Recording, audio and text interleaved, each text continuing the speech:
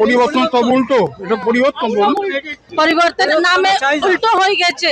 এই সরকার আর চাই না একদম।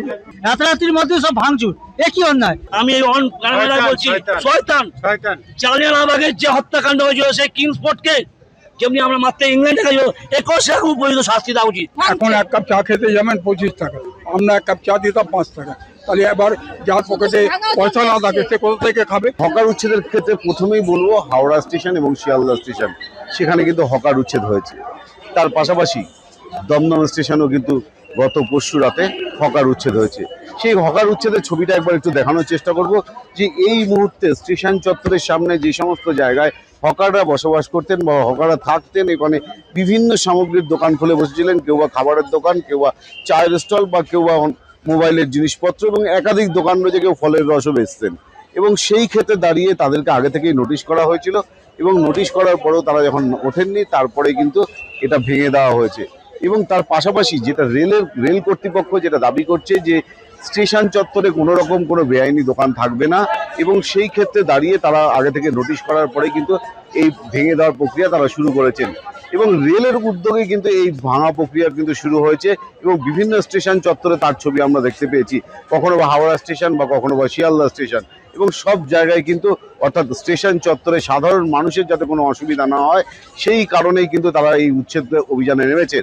এবং গত পরশুদিন রাতে যেভাবে উচ্ছেদ করা হয়েছে এবং তাতে দেখা গিয়েছে যে বুলডোজার নিয়ে কিন্তু ভেঙে দেওয়া হয়েছে সমস্ত দোকান, এবং কেউ কেউ কংক্রিটের দোকানও কিন্তু এখানে করেছেন। সেই কংক্রিটের দোকানও যেমন ভেঙে দেওয়া হয়েছে, এবং তৎকালীন সরকারে যারা ছিলেন, সরকারের যারা ছিলেন, এবং তারাই কিন্তু এই সমস্ত দোকানদারদের বসিয়েছিলেন, এমনটা কিন্তু বিভিন্ন সময় বলা হচ্ছে। এইভাবে যে দোকান ভেঙে দেওয়া এটাও কিন্তু মেনে নিতে পারছেন না হকাররা। তারা যেটা দাবি করছেন যে তাদেরকে পুনর্বাসন না দিয়ে কিন্তু এই হকার উচ্ছেদ ঠিক হয়নি, এবং সেখান থেকে দাঁড়িয়ে বহু মানুষ এর উপরেই তাদের জীবিকা নির্ভর করে। এবং আমরা জানি যে প্রত্যেকটা পরিবারের কিন্তু একজন করে এই ব্যবসার সঙ্গে যুক্ত যারা ছিলেন, তারা তাদের বাড়ির লোকজন কেউ অসুস্থ, কেউ বা ওষুধ কেনার টাকা নেই, এমনটা তারা বারবার করে বলছিলেন।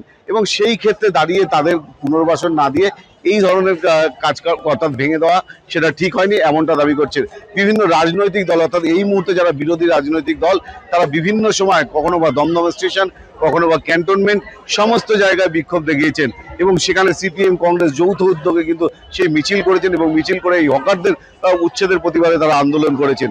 কিন্তু আন্দোলন করলে কি হবে, যেটা অবৈধভাবে নির্মাণ হয়েছিল সেগুলো কিন্তু ভেঙে দিয়েছেন। আমরা একটু সরাসরি যাওয়ার চেষ্টা করবো, যারা হকাররা রয়েছেন তাদের সঙ্গে একটু কথা বলার চেষ্টা করব। তারা দীর্ঘদিন ধরে এখানে হকারি করতেন, তাদেরকে এই মুহূর্তে বক্তব্য। রাতারাতি যারা সব ভেঙে দিতে পারে, গরিব মানুষ কোথায়? পরিবর্তন সব উল্টো, এটা পরিবর্তন বলুন। আপনার কি মনে হয়? পরিবর্তনের নামে উল্টো হয়ে গেছে। গরিব মানুষের পেটে শুধু লাথ মারা যাচ্ছে। এই সরকার আর চাই না একদম। খুব খারাপ কাজ করছে। সরকারকে এনেছেন, নতুন সরকারকে এনেছি এইটা ভেবে কি সরকার ভালো কাজ করবে, পরিবর্তন হবে, কিন্তু প্রচুর মানুষ তো বলছে যে স্টেশন চত্বরে তারা ট্রেন ধরতে অনেক সময় অসুবিধা হয়, এবং বিভিন্ন মানুষ এই উপর দিকে যেগুলো রয়েছে এইসব কিছু না, এইসব হচ্ছে শুধু গরিব মানুষের পেটে শুধু লাথ মারা। এই প্রবলেমটা আমি বলছি একটা তো মানুষের তো টাইম দেবে, সেই টাইমটা তো দিচ্ছে, দেয়নি। রাতারাতির মধ্যে সব ভাঙচুর, এ কি অন্যায়? আমরা পরিবর্তন চাইছি না, এই পরিবর্তন হয়েছে। করা হয়েছিল রেলের পক্ষ থেকে, যাই হোক, কিন্তু বলছেন যে না জানিয়ে করা হয়েছে, অন্যায়। এটা অন্যায়। নোটিশ করা যাই করুক, এটা অন্যায় হয়েছে। তাহলে আগে থেকে কিছু বলেনি কেন? হ্যাঁ, আগে থেকে কবে নোটিশ দিয়ে সেই নোটিশ হবে? পরিবর্তন চাইছি, এই পরিবর্তন সরকার আমরা চাই না, এই সরকার আমরা চাই না। আপনি যে কথাটা বললেন সেই কথাটা ওদের বলছে, আপনি যেটা বললেন যে রেল আপনাদের দোকান দিয়েছে, এই করেছে, এখানে শুনুন, এখন আপনি এক কাপ চা খেতে, সরকারটা তো হয়েছে শুধু ভাঙছে, শুধু এখন এক কাপ চা খেতে যাবেন 25 টাকা, আমরা এক কাপ চা দিতাম 5 টাকা। তাহলে এবার যার পকেটে পয়সা না থাকে সে কোথা থেকে খাবে? বাচ্চাদের একটু জল দেওয়া, কোনো অ্যাক্সিডেন্ট হলে আমরা এসে তাদেরকে তুলে ট্যাক্সি থেকে পাঠাই, কোনো রেলের লোক থাকে না, কোনো আরপি বসে না, তখন কি হয়? 10 ঘন্টা পর আছে, ওই আজকে যে 10 ঘন্টা পর আছে। হ্যাঁ, অবশ্যই। এই মুহূর্তে যে দোকানগুলো ভেঙে দেওয়া হয়েছে, আপনাদের পরবর্তী পদক্ষেপ কি হবে? আমাদের পরবর্তী পদক্ষেপ জঙ্গিবাদ নয়, আমরা সহাবস্থান করবো, আমরা আন্দোলন করবো, আমরা ডিআইএমের কাছে যাবো, আমাদের কথা আগের মতো করে পুনরায় আবার রাখবো। এই যে দোকান ভেঙে দেওয়া হয়েছে, ভেঙে দেওয়ার পরে এখনো পুনর্বাসন দেওয়ার কোনো কথা বলছে না, কি করবেন আগামী দিনে? তার ব্যবস্থা চিন্তা না করতে হবে কি করা যায়, ব্যবস্থা করতে হবে একটা। দোকানে কি জিনিসপত্র ছিল? জিনিস শুধু ছিল, সব ভেঙে দিয়েছে, সব ভেঙে দিচ্ছে। নোটিশ দেওয়া হয়েছিল? না, নোটিশ যে নোটিশ দেওয়া হচ্ছে, যে নোটিশ দেওয়া হচ্ছে ওরকম ভাবে লাগিয়ে দেয়, উঠে যেতে হবে। আমাদের এখানে যে এসএস, তিনি সব থেকে, আমি অন ক্যামেরায় বলছি, শয়তান।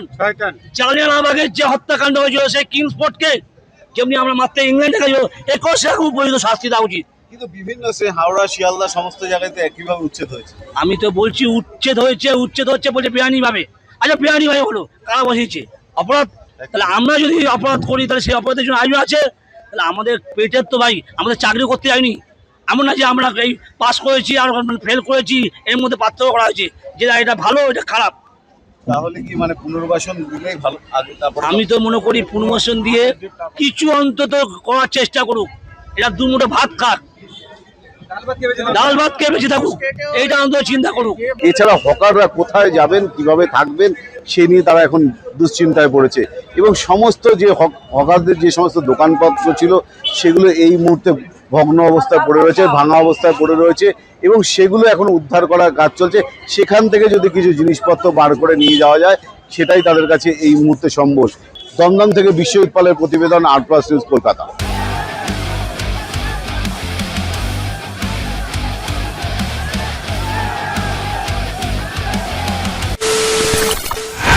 খবরের নামে প্রতিদিন সন্ধে আপনার ড্রয়িং রুমে কি শুধুই চিৎকার চেঁচামেচি হয়ে আসে?